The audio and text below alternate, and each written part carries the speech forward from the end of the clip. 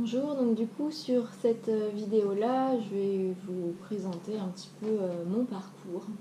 Je me souviens que quand j'étais vraiment toute petite, euh, j'ai des souvenirs de choses que je voyais se passer autour de moi et j'en ai jamais parlé et en fait je sentais que c'était des choses, pourtant j'étais vraiment très très jeune, donc normalement pas en âge d'avoir un raisonnement de se dire c'est normal ou c'est pas normal, mais c'était comme si je sentais intuitivement que ces choses-là, c'était pas des choses qui étaient, on va dire, acceptées comme normales dans la société.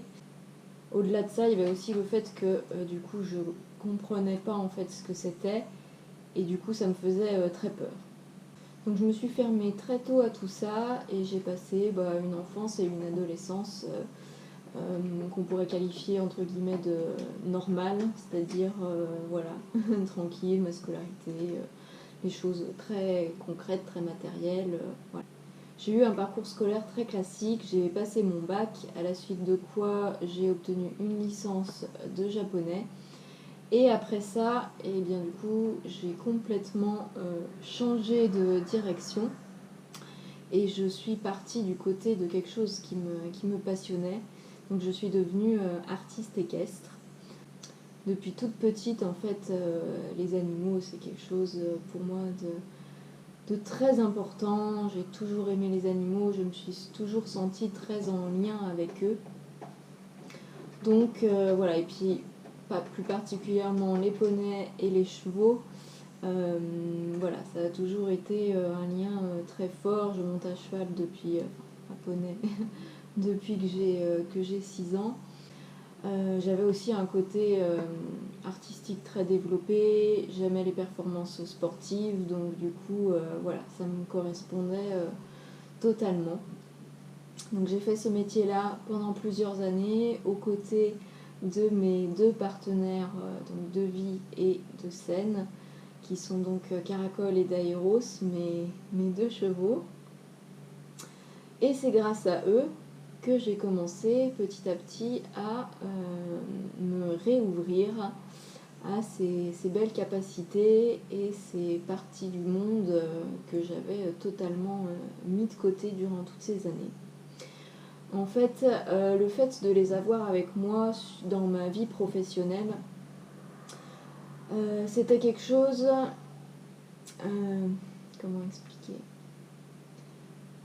En fait, je sais qu'il y a beaucoup d'artistes qui considèrent leurs chevaux comme des outils de travail, ce que je comprends, mais pour ma part, c'était pas possible pour moi d'avoir cette vision-là de la relation.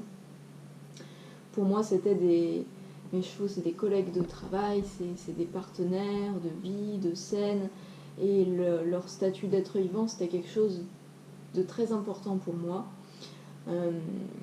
Et du coup, le fait d'avoir un peu décidé pour eux, de leur imposer cette vie, même si, bien évidemment, voilà, j'essayais de prendre toutes les précautions possibles pour qu'ils soient bien, c'est-à-dire leur assurer des sorties au pré ou au paddock sur les périodes où on était logé en box.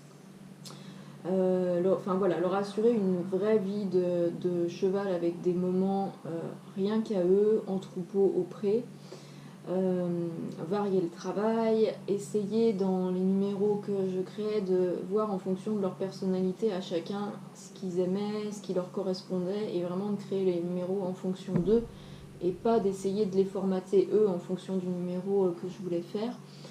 Donc voilà, j'étais quand même beaucoup à leur écoute, mais pour moi, je sentais que ça suffisait pas, que j'avais envie de quelque chose d'encore plus. Et ça faisait un petit moment que j'entendais parler de la communication animale, et je me disais, mais qu'est-ce que c'est que ce truc La première fois où j'en ai entendu parler, je me disais, mais oh là là là là, j'étais vraiment très réfractaire à ça.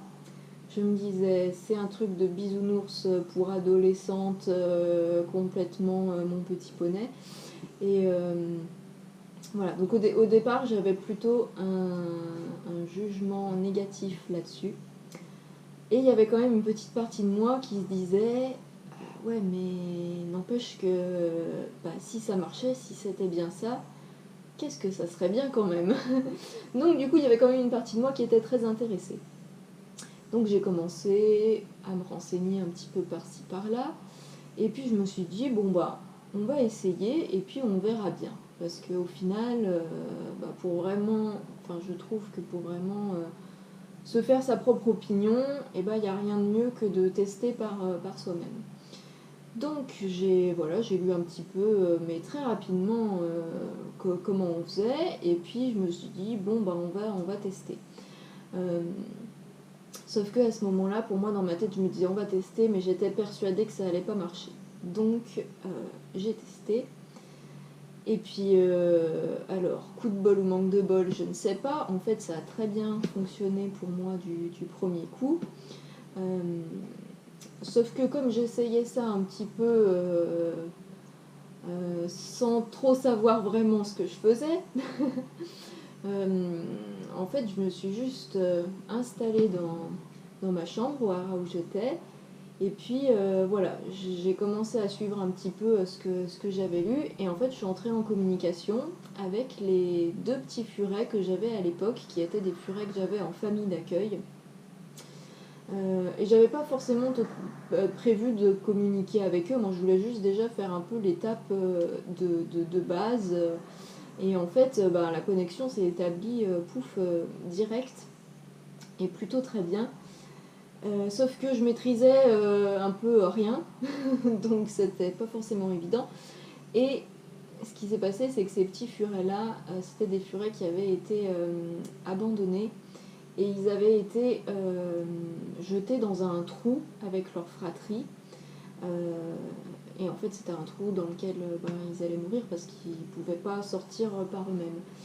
Et ce qu'ils m'ont envoyé durant la communication, c'est cette partie-là de leur expérience de vie. C'était les images, les sensations, les émotions qu'ils ont eues quand ils étaient dans ce trou-là avec leurs frères et sœurs et qu'ils essayaient de sortir, qu'ils n'y arrivaient pas et qu'ils sentaient que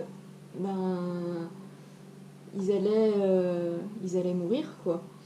Donc ça a été pour une première expérience de communication animale quelque chose que j'ai ressenti moi comme assez violent et qui m'a fait très peur parce que du fait que je savais pas trop ce que je faisais, que je maîtrisais un peu rien du tout et que cette première expérience ça a été quelque chose de c'était pas comme quand on démarre et puis qu'il y a Médor qui explique qu'il mange de la pâtée, il a un panier rouge et tout ça, ou c'est des trucs on va dire un peu plus soft.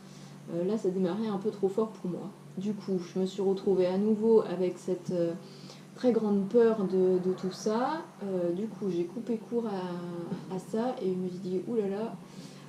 Donc dans ma tête, je me suis persuadée que je me suis dit, ça n'a pas marché, c'est pas ça. Et puis j'ai laissé complètement de côté. Parce qu'en fait, j'avais été complètement effrayée par cette expérience. Et donc à nouveau, je me suis complètement fermée à tout ça pendant plusieurs années.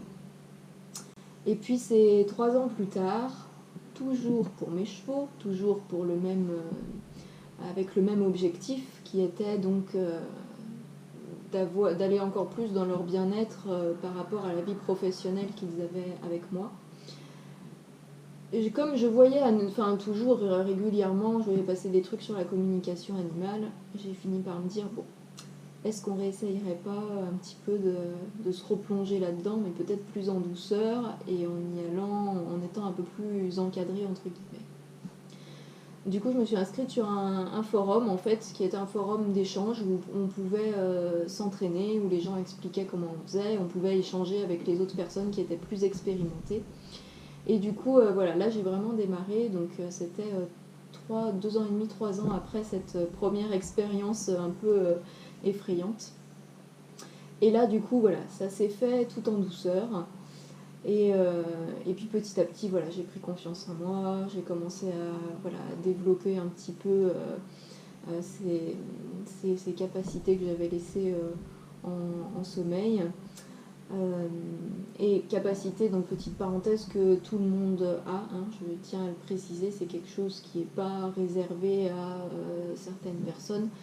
Tout le monde peut le faire, c'est juste que si on le fait pas, ça se fera pas. C'est comme un muscle qu'on n'aurait jamais utilisé. Si on ne prend pas la peine d'essayer un peu de le bouger et de le faire fonctionner, ça se fera pas tout seul dans la majorité des cas. Mais c'est quelque chose que tout le monde peut faire. Et le fait de pouvoir échanger avec les personnes de ce forum, ça m'a permis de découvrir en fait plein de choses, une multitude en fait de facettes du monde qui m'étaient mais totalement inconnues, que je soupçonnais même pas. Et donc petit à petit, de fil en aiguille, voilà, j'ai découvert et expérimenté plein de choses. J'ai découvert la géobiologie, les soins énergétiques pour les animaux. Et voilà, et puis plus j'avançais, plus je découvrais de choses et plus je trouvais ça en fait passionnant. Voilà, moi qui pendant des années, pour moi c'était des choses qui faisaient absolument pas partie de mon monde, de ma réalité. Et c'est d'ailleurs pour ça que au jour d'aujourd'hui, je respecte totalement les gens qui vont me dire oh là là, mais toi tes machins d'énergétique, moi j'y crois pas à ça, ça marche pas. Étant donné que voilà, pendant des années j'avais le même point de vue, je comprends tout à fait les gens pour qui ça fait tout simplement pas partie de leur réalité. Moi, c'est le fait d'avoir en fait expérimenté par moi-même qui fait que voilà, mon regard s'est ouvert sur plein de choses. Mais je pense que si j'avais juste eu uniquement des témoignages d'autres personnes qui me disaient ah j'ai fait ça et ça a marché et ça a donné tel résultat et tout, il y aurait toujours eu une partie de moi en fait un peu sceptique qui aurait dit bah ouais mais je sais pas, ça peut être autre chose ou je sais pas quoi. Et là le fait d'expérimenter par moi-même, c'est vraiment ce qui m'a permis de faire entrer tout ça dans ma réalité et dans ma vie. Donc parallèlement à toutes ces découvertes et ces expérimentations que je faisais un petit peu en cachette à l'époque, j'en parlais à personne et sur le forum même j'avais peur qu'on puisse... je me disais oh là là, mais s'il y a je sais pas, des gens du monde du spectacle qui, je ne sais pas comment, font le lien avec moi, j'avais très peur en fait que ça nuise en fait à ma réputation professionnelle, parce que c'était quelque chose qui était pas encore là aujourd'hui. Du coup je tourne la vidéo en 2019. Ça tend quand même un peu plus à se développer, à se démocratiser, mais il y a quelques années, c'est vrai que c'était encore assez, comment dire, on passait un petit peu pour des timbrés, quoi. Donc parallèlement à ça, moi je continuais ma vie d'artiste équestre, donc avec les spectacles et tout ça. Et puis je suis arrivée à un point en fait où plus j'avançais dans le monde du spectacle équestre et plus je me rendais compte que il y avait beaucoup de choses dans ce milieu-là qui ne correspondaient pas à mes valeurs, à ma vision du respect de l'être humain et de l'animal.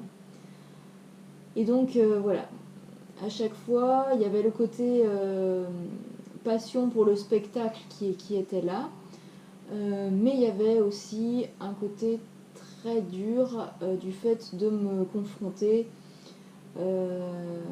à l'irrespect de l'être humain, à la violence envers l'humain ou l'animal. Voilà, il y avait beaucoup de choses que je trouvais avec des notions d'irrespect et d'injustice qui, moi, ne me convenaient pas. Jusqu'à ce que je fasse une saison où là, même carrément, c'était... il y avait beaucoup de soucis au niveau de la sécurité. Et là, ça a été un gros déclic, en fait. C'est-à-dire que je me suis rendu compte que moi, j'avais mis ma vie en danger. J'avais mis en danger aussi la vie de mes chevaux. Et là, sur cette saison-là, en fait, la ligne rouge en fait, que moi je m'étais fixée dans le fait de prendre mes chevaux avec moi sur le professionnel, elle a été dépassée. Pour moi, je me suis toujours dit que le bien-être de mes chevaux, ça passait avant tout. Je me suis toujours dit aussi que il n'y avait aucun spectacle qui méritait une prise de risque trop importante au niveau de ma sécurité et tout ça. Enfin, la ligne avait été franchie. Du coup, j'ai eu une grosse remise en question après cette saison-là. Tout d'abord, j'ai décidé de retirer en fait mes chevaux donc, de ma vie dans le spectacle et de partir sur une autre branche du spectacle, donc non équestre. Parce que pour moi, c'était pas possible de risquer en fait de remettre mes chevaux dans cette situation-là qu'on avait vécue, malgré toutes les précautions que j'avais prises, hein, mais il y avait des... On maîtrise pas les imprévus et les accidents, et du coup, pour moi, c'était inconcevable de continuer des saisons comme ça. Donc du coup, j'ai d'abord cherché à me réorienter moi dans le spectacle en préservant mes chevaux. Et puis en fait, c'était pas la bonne direction. Et c'est mon corps en fait qui voyant que je m'entêtais sur un chemin qui n'était pas le bon pour moi à cette période-là, qui a pris un peu les choses en main, et j'ai fait une sorte d'énorme burn-out physique. C'est-à-dire que du jour au lendemain, en fait je sentais déjà que physiquement je peinais à récupérer de la saison, et que mon corps avait beaucoup de mal, mon corps était fatigué, mais pour moi en fait la passion pour le spectacle c'était tellement grand que quand mon corps était fatigué ou que mon corps était blessé, en fait c'est comme s'il y avait quelque chose dans mon mental qui bloquait les informations, et du coup je m'en rendais pas compte. Donc j'étais absolument pas à l'écoute de mon corps et de ses besoins. Et du coup, ce qui fait qu'il y a un moment où il s'est dit ça va bien un moment, mais là il y en a marre. Donc en fait, je sentais bien quand même qu'il y avait de la fatigue qui augmentait. Plus la fatigue augmentait, plus du coup moi j'ai diminué un peu mes activités. Je disais bon ok, là je lève un peu le pied, mais en fait c'était pas suffisant. Et du coup, du jour au lendemain, mon corps a décidé que c'était fini, et je me suis retrouvée dans un état d'épuisement, mais énorme. C'est-à-dire que en fait, juste le fait de marcher, c'était quelque chose qui était difficile à effectuer. Et c'est vraiment arrivé d'un coup, même si les mois précédents, je sentais qu'il y avait de la fatigue qui persistait et qui augmentait. Mais là, ça a vraiment été comme un gros coup de massue de me retrouver dans cette situation physique où en fait j'étais obligée de rester en fait couchée dans mon lit, parce que juste le fait de me lever de mon lit, de me tenir debout sur mes jambes, c'était quelque chose qui était très difficile pour moi.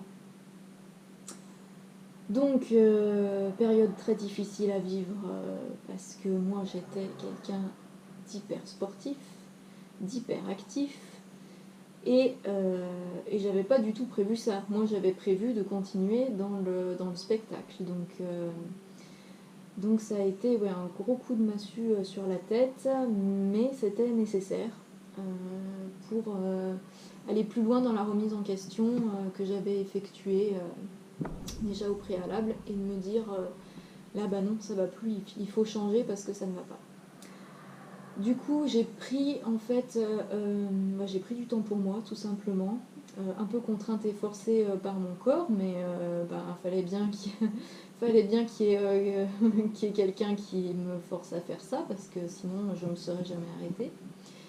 Donc j'ai pris du temps pour moi, beaucoup de temps pour moi. J'ai beaucoup travaillé sur moi, j'ai énormément pris soin de mon corps, enfin. J'ai appris à l'écouter, et je me suis rendu compte que le spectacle a, en fait, comme métier principal, ça me convenait plus. C'était plus ça, ma voix avait changé. Et je me suis dit, oui, je sens que j'ai envie de me réorienter, mais vers quoi me réorienter? Parce que sur le moment, je savais pas ce que je voulais faire. Donc je me suis dit, bah c'est pas grave, encore une fois, je prends du temps. Je prends justement tout le temps que je n'avais pas pris ces années précédentes où je prenais quasiment, quand j'étais artiste équestre, c'était jamais de week-end, jamais de vacances. J'enchaînais enfin voilà, c'était le roulement les saisons de spectacle. Dès que c'était terminé, on repartait sur les entraînements et la préparation de la saison suivante. Et comme c'était quelque chose que j'aimais énormément, en fait, je me rendais pas compte que mon corps avait quand même besoin de moments off, quoi. Et puis petit à petit, j'ai senti un petit peu plus vers quoi me diriger. Donc je me rappelle que j'ai surtout eu un gros tilt au moment de la séance de kinésiologie que j'ai fait pour mes chevaux. Enfin que j'ai fait. J'ai fait appel donc à une kinésiologue animale pour mes chevaux. Et en discutant avec elle, on a eu des échanges très enrichissants. Et elle m'a parlé en fait de son projet de faire des stages de formation à la kinésiologie. Et là, j'ai senti à l'intérieur de moi que ça faisait une grosse résonance. Et j'ai senti que ça me donnait envie. Et je me suis dit, bah tiens, c'est peut-être vers là qu'il faudrait que je me dirige. Donc j'ai gardé cette info en tête et puis j'ai commencé à chercher les formations, tout ça, à me renseigner. Et je sentais que dans ce que je trouvais, il y avait quelque chose, je sentais qu'il y avait quelque chose de ouais c'est ça, mais il y avait aussi quelque chose de non, cette formation-là, c'est pas ce qui me correspond, ça me correspond pas non plus. Donc je savais que voilà, j'avais une direction, mais je savais pas encore quel chemin prendre pour aller dans cette direction. Donc à nouveau, je me suis laissé du temps. Je suis restée en contact donc avec cette personne, cette kinésiologue, qui d'ailleurs donc elle exerce vers Nantes. Donc pour ceux que ça intéresse, vous pouvez retrouver le lien de son site sur mon site internet dans la partie des liens vers d'autres professionnels que je recommande. Et puis donc et puis j'ai vu qu'un jour elle proposait un stage au Reiki Laoshi. Et donc pour moi le Reiki ça m'avait jamais tenté parce que c'était quelque chose avec un protocole très strict, très cadré, très carré, et je sentais que ça me correspondait absolument pas du tout. Et donc je regarde un petit peu ce que c'est que ce Laoshi, et puis là je sens qu'il y a quelque chose, je sens que ça me parle. Alors je savais pas trop ce que c'était, je savais pas trop pourquoi je m'inscrivais à ça, mais je sentais que cette formation c'était pour moi. Du coup je m'inscris à la formation, et puis enfin voilà, une fois le stage terminé, je me suis dit, ah bah ouais, j'ai bien fait d'écouter mon intuition parce que du coup, c'était pile poil ce qui me correspondait à moi. Donc j'étais déjà très contente voilà, d'avoir cet outil supplémentaire. Mais pour moi, c'était pas suffisant pour démarrer une pratique professionnelle. Et j'avais toujours cette idée de la kinésiologie qui était quelque chose qui m'intéressait. Donc je continue de me renseigner et puis là je trouve en fait des formations déjà premièrement pour l'outil de base de la kinésiologie en fait qui est le Touch for Health, qui est en fait une pratique à part entière, donc qui peut avoir en fait juste des praticiens de Touch for Health, et ça constitue en fait l'outil de base de la kinésiologie. Sur donc cette pratique du Touch for Health, après vont s'ajouter des modules de telle technique, telle technique, telle technique. Et c'est du coup avec ce panel du coup d'ensemble de techniques qu'à la fin on a le diplôme de kinésiologue.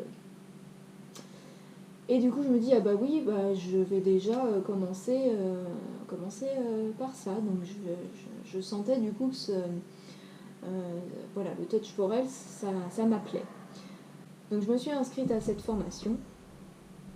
J'ai fait du coup tous les modules donc, qui étaient obligatoires pour pouvoir pratiquer. Et ça m'a tellement plu que j'ai même du coup fait le module bonus, entre guillemets, pour compléter en fait tout ça. Et là je me suis dit, et là donc avec donc, le Touch for Health, le Laoshi, plus tout ce que j'avais déjà appris avant sans avoir de vue d'exercice professionnel, mais du coup qui était plein de compétences qui étaient très utiles, donc tout ce qui est communication animale, géobiologie, les soins énergétiques aux animaux, voilà, tout ça, enfin tout ce que j'avais appris les années précédentes juste par curiosité et parce que ça m'intéressait, et ben en fait ça complétait vraiment bien ces deux outils principaux que j'avais donc dans le Laoshi et le Touch Forex. Donc avec ça j'ai commencé à me concocter un protocole qui pouvait mixer en fait justement tous ces outils-là. Et voilà, donc j'étais contente de ce que j'avais, des séances que je faisais, mais je sentais qu'il y avait encore un petit truc qui... Comme si je me disais, il y a un petit truc qui manque encore, un petit ingrédient. C'est comme si, voilà, dans ma recette, j'avais fait ma recette, je goûtais ma recette, je me disais, il y a un petit quelque chose qui manque. Et puis j'ai eu la chance du coup de faire une rencontre interprofessionnelle en Bretagne qui regroupait plusieurs praticiens du bien-être animal. Durant cette journée, j'ai senti une belle résonance avec plusieurs personnes que j'ai rencontrées là-bas, dont une personne qui, en expliquant la pratique qu'elle faisait, m'a fait découvrir une technique qui s'appelle la parole au bébé, dont j'avais en fait entendu parler quand je regardais un petit peu au niveau de différents modules de kinésiologie et ce qui existait, mais je ne m'étais pas attardée dessus. Parce que pour moi à l'époque ça ne me parlait pas, parce que c'était quelque chose qui était pour les séances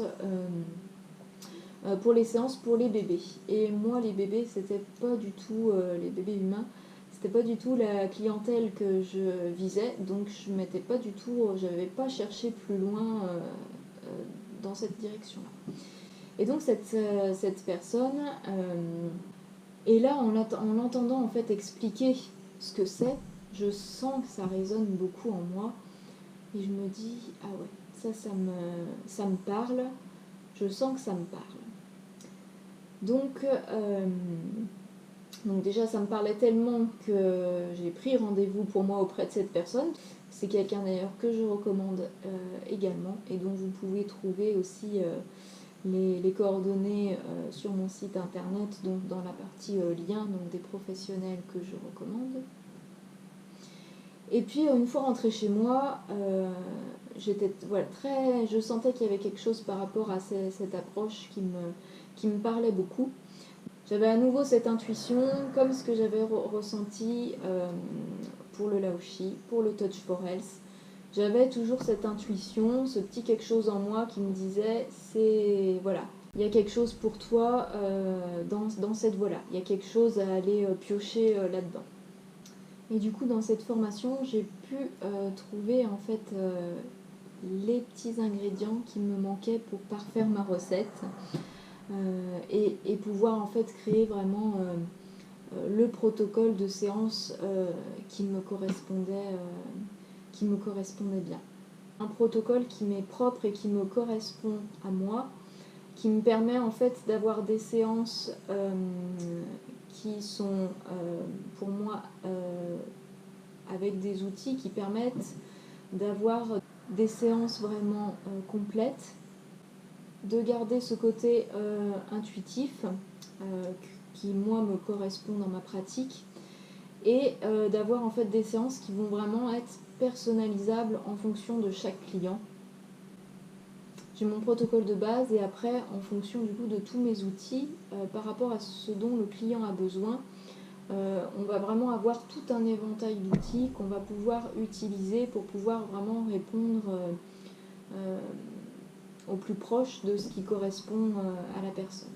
Donc ça, je l'expliquerai un petit peu plus en détail dans la vidéo suivante, qui expliquera justement comment se déroule une séance et quels sont les outils que j'utilise. Là, en fait, j'ai juste cité en fait les outils que j'avais, mais dans une vidéo ultérieure, donc j'expliquerai un peu plus en détail ce qu'on retrouve donc dans le Touch for Health, dans le Laoshi. Comment j'intègre à mes séances aussi toutes mes compétences annexes, entre guillemets, que j'ai acquis avec la géobiologie, avec la communication animale et tout ça. Tout ça, ça sera expliqué dans une ou plusieurs vidéos à venir.